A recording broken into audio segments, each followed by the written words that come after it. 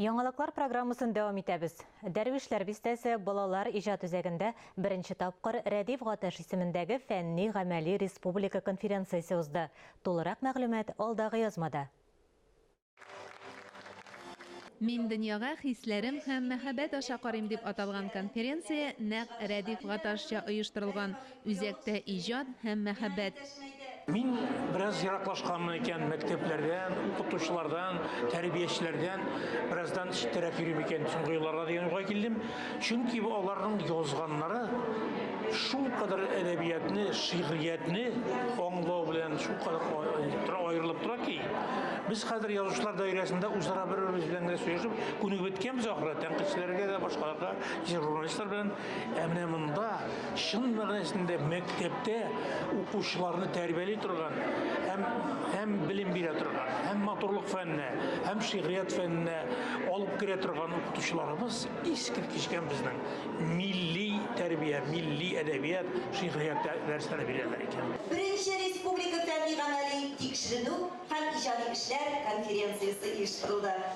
Балалар иҗаты үзәгенең милли тәрбия бүлеге мөдире Ләйсән Антонова конференциянең кунаклары һәм пленар утырышта чыгыш ясаучылар белән таныштырды. Рәдиф менә мин белә белгәннән бирле шигърияткә бөтен җаны тәне бирелгән. Кеше зат.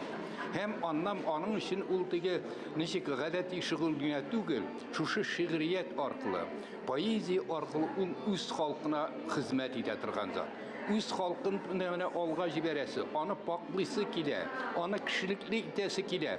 Һәм менә шушы аның тугырлыгы шигърияткә мине сокландыра.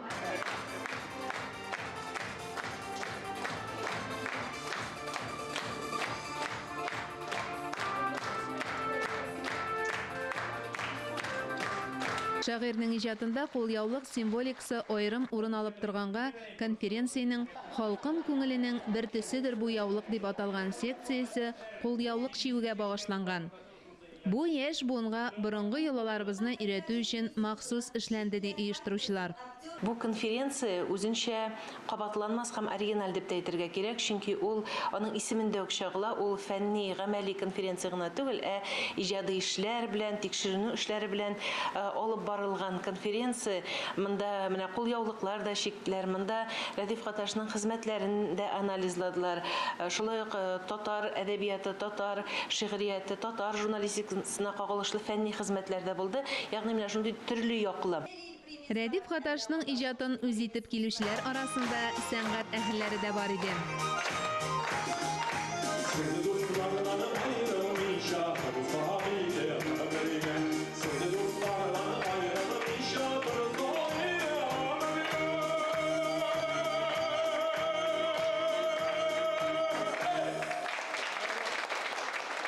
Фәнни-гамәли конференциядә Рәдиф Гаташ шигырьләрен төрле телләргә тәрҗемә итүчеләр дә катнашты. Тәрҗемәләргә чит телләр кафедрасы доценты Асия Рәхимова бәя бирде. Диңгезгә багам дип әйтә Рәдиф абый. Киләчәккә багым бер дип әйтә. Менә беләсезме, ул бик дөрес.